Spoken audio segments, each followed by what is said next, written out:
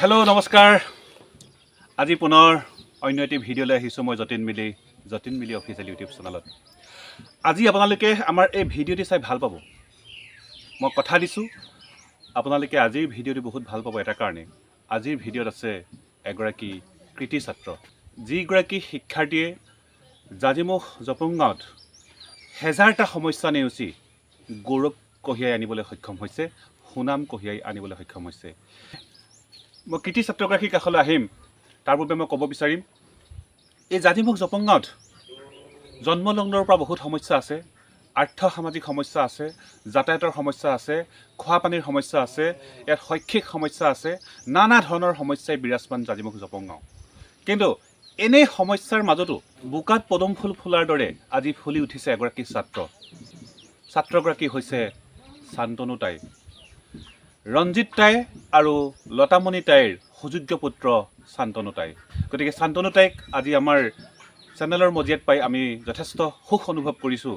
গতিকে মই পোনে পোনে ছাত্ৰগৰাকীৰ কাষলৈ যাম আৰু ছাত্ৰগৰাকীৰ পৰা জানিব বিচাৰিম, শান্তনু, এই বৰ্ষত তুমি জাজিমুখ জপংগাঁৱলৈ গৌৰৱ কঢ়িয়াই আনিছা। কেৱল জপংগাঁও বুলি ক'লে আচলতে ভুল কৰা হ'ব। তিয়কলৈ গৌৰৱ কঢ়িয়াই আনিবলৈ সক্ষম হৈছা, সমগ্ৰ অসমলৈ গৌৰৱ কঢ়িয়াই আনিবলৈ সক্ষম হৈছা। পোনপ্ৰথমবাৰৰ বাবে জাজিমুখ জপংগাঁৱত 91.6% নম্বৰসহ তুমি উত্তীৰ্ণ হৈছা। এইটো ৰেকৰ্ড সদৃশ এটা আমি পাৰ্চেণ্টেজ বুলি ক'ব পাৰোঁ। তোমাৰ কেনেকুৱা লাগিছে? মোৰ অতি উৎসাহিত অনুভৱ কৰিছোঁ। যেতিয়া মই নম্বৰটো পাইছিলোঁ তেতিয়া মই বিশ্বাস কৰা নাছিলোঁ যে সেইটো মোৰ নম্বৰ। মই ইমান পঢ়া শুনাত মোৰ মনোযোগটো ইমান আছিল যদিও মই ভবা নাছিলোঁ যে ইমান মোৰ নম্বৰসহ উত্তীৰ্ণ হ'ম, ভাল ৰিজাল্ট কৰিম বুলি। তথাপিও মোৰ এই নম্বৰ চাই পিনি মোৰ বহুত ভাল লাগিলে আৰু মোৰ কষ্টৰ ফল যে মিঠা, সেইটো মোৰ যেনে ফলাফল হ'ল নিচিনা। মোৰ যোনটো কষ্ট কৰিছিলোঁ সেইটো কষ্টটোৰ ফল দেখুৱালে নিচিনা মোৰ অনুভৱ হয়। তুমি দৈনিক কিমান ঘণ্টাকৈ কষ্ট কৰিছিলা? দৈনিক আমাৰ যেতিয়া হোষ্টেল লাইফ হয়, হোষ্টেল লাইফত আমাৰ জৱাহৰ নৱোদয় বিদ্যালয়ত পঢ়োঁ মই। যেতিয়া তাত আমাৰ ছাত্ৰ ছাত্ৰীসকলৰ, আমাৰ লগৰসকল বহুতেই আমাক পঢ়াত সহায় কৰে আৰু মোৰ শিক্ষাগুৰুসকলেও আমাক বহুত সহায় কৰে, পঢ়াত আমাক বহুত হেল্প কৰে। সেইকাৰণে আমাৰ দৈনিক ছুপাৰভাইজ মিলাই পিনি আৰু ৰিমিডিয়েলত আমাৰ ডাউট ক্লিয়াৰ ছেশ্যন হয়, য'ত আমাৰ শিক্ষাগুৰুসকলে আমাক বহুত নিপুণভাৱে আমাক পঢ়ায় আৰু আমাৰ ডাউটবোৰ ক্লিয়াৰ কৰাৰ লগতে আমাক দৈনন্দিন জীৱনত আমি বহুতেই কষ্ট কৰোঁ, আমি বহুতেই অধ্যয়ন কৰোঁ। তথাপি দৈনিক আমি ক'বলৈ গ'লে 4-5 ঘণ্টামান আমি মনোযোগ দি পঢ়া শুনা কৰোঁ। মই জনামতে তুমি প্ৰাথমিক অৱস্থাত চৰকাৰী বিদ্যালয়তো অধ্যয়ন কৰিছিলা আৰু জাজিমুখ জনজাতি হাইস্কুলত তুমি এবছৰ অধ্যয়ন কৰিছিলা।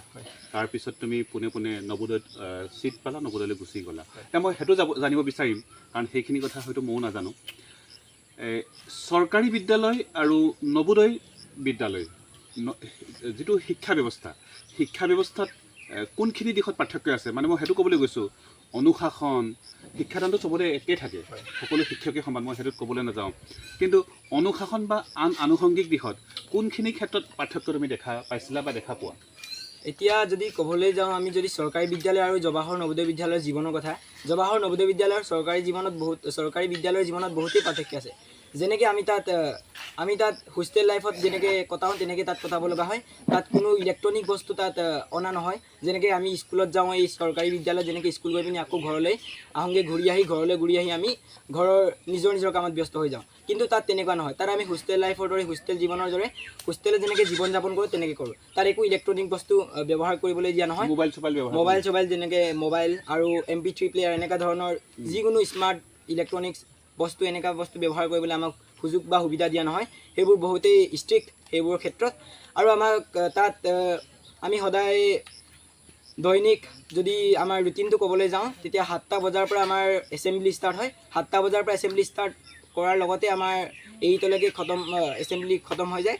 8লৈ খতম হোৱাৰ পাছত আমি ব্ৰেকফাষ্ট কৰোঁ। ফাৰ্ষ্টত 8টাৰ পৰা 9টালৈকে ব্ৰেকফাষ্ট কৰোঁ। 9টাৰ পৰা 1:30 বা 2 PM লৈকে আমাৰ বিদ্যালয়ৰ যেনেকৈ চৰকাৰী বিদ্যালয়ত যিবোৰ শিক্ষা দান কৰা হয় এনেকৈ আমাক দান কৰে।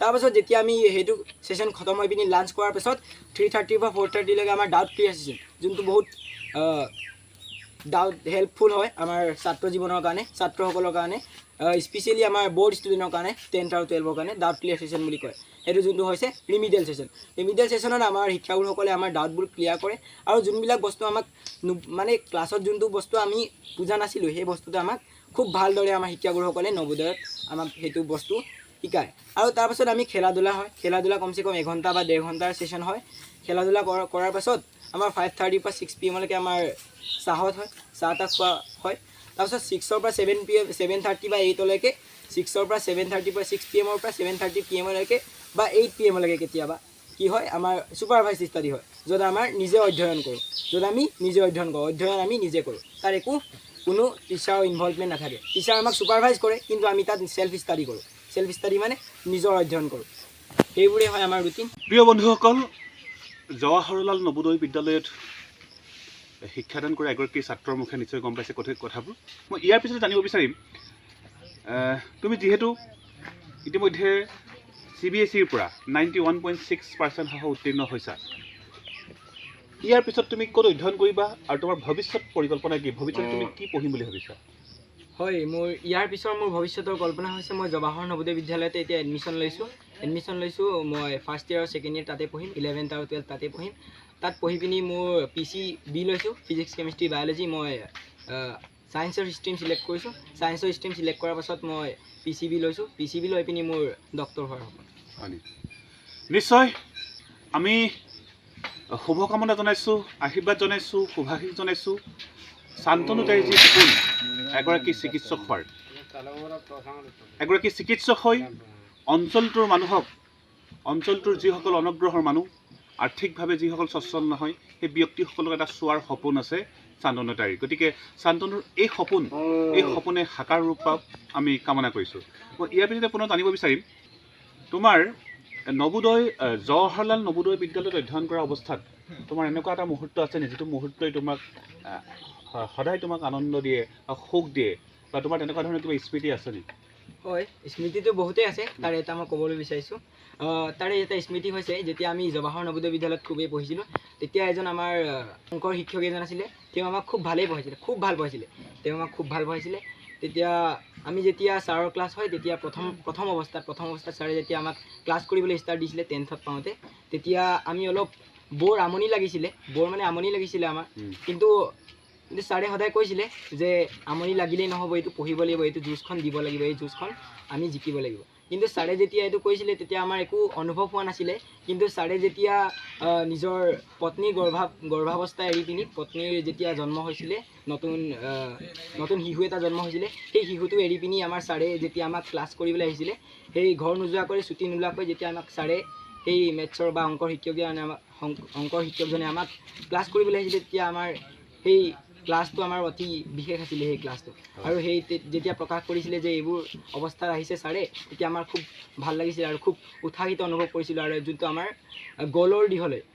গ'লৰ ডেষ্টিনেশ্যনৰ ফালে আমাৰ যাবলৈ বহুতেই আগ্ৰহ হৈছিল প্ৰিয় বন্ধুসকল নিশ্চয় শুনিছে মট অফ লাইফ আমাৰ প্ৰত্যেকৰে জীৱনত এটা গ'ল লাগে আচলতে উদ্দেশ্য লাগে উদ্দেশ্যবিহীন জীৱন আমি জানো বথাহীন নাৱৰ দৰে গতিকে এই কথাষাৰিৰ জৰিয়তে এটা কথা আমি বুজি পাইছোঁ নৱোদয়ত পঢ়া প্ৰত্যেকগৰাকী ছাত্ৰ ছাত্ৰী আচলতে গ'ল থাকিব লাগিব শিক্ষকগৰাকীয়ে সেইটোকে আচলতে দেখুৱাবলৈ যত্ন কৰিছে শিক্ষকগৰাকীৰ পত্নী সন্তান সম্ভৱা আৰু এই সন্তান সম্ভৱা নিজৰ পত্নীকো এৰি আচলতে পাঠদানৰ কাম কোনোদিন আচলতে কৃপণালী কৰা নাই গতিকে যথেষ্ট ভাল কথা তুমি উল্লেখ কৰিছা ইয়াৰ পিছতে তোমাৰ পৰা মই জানিব বিচাৰিম ভৱিষ্যতে তুমি যদি এগৰাকী চিকিৎসক হোৱা আমি আশা কৰিছোঁ এগৰাকী সুচিকিৎসক তুমি হোৱা চিকিৎসক হোৱাৰ পিছত তোমাৰ সমাজক লৈ বা তোমাৰ অঞ্চলটোক লৈ তুমি কি সপোন দেখিবা মোৰ এটা সপোন আছে যে যেতিয়া মই চিকিৎসক হ'ম এতিয়ালৈকেতো হোৱা নাই যদি আগত কোনো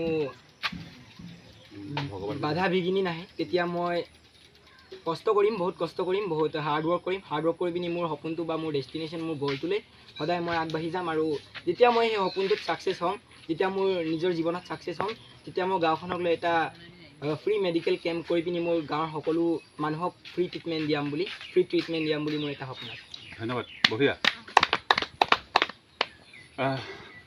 ইয়াৰ পিছতে মই তোমাৰ পৰা জানিব বিচাৰিম কাৰণ আমি সকলোৱে জানো আমাৰ অঞ্চলটোৰ সমস্যা আমি জানো যে যথেষ্ট সমস্যা আছে আৰু সমস্যাসমূহক আমি সম্ভাৱনালৈ ৰূপান্তৰ কৰিবই লাগিব। আজি শান্তনু তাই ওলাইছে, ভৱিষ্যতে আৰু 10জন শান্তনু ওলাব লাগিব।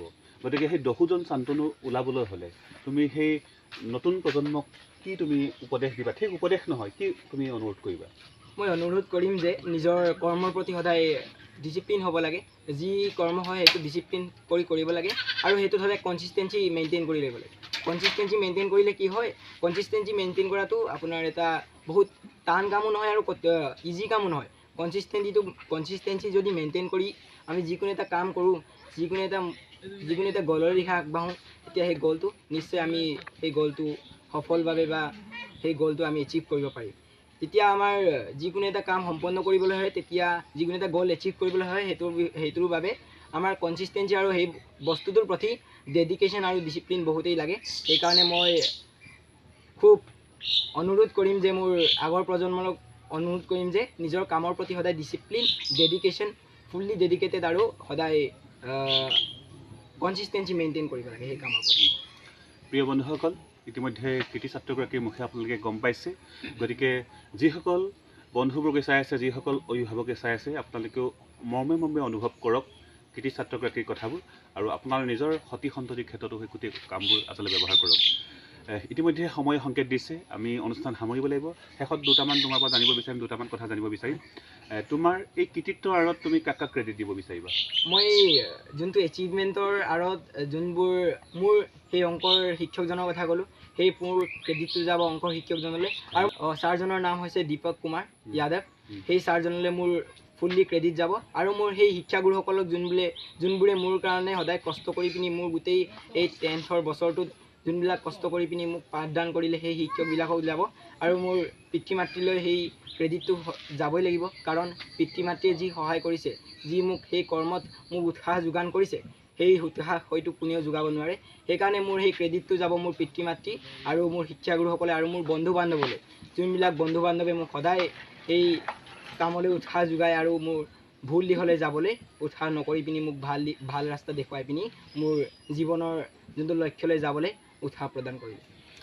প্ৰিয় বন্ধুসকল, মোৰ ব্যক্তিগত জীৱনত বহুত কৃতি ছাত্ৰ দেখিছোঁ, বহুত ভাল ছাত্ৰ দেখিছোঁ, কিন্তু শান্তনু তাই অনন্য আৰু ব্যতিক্ৰম।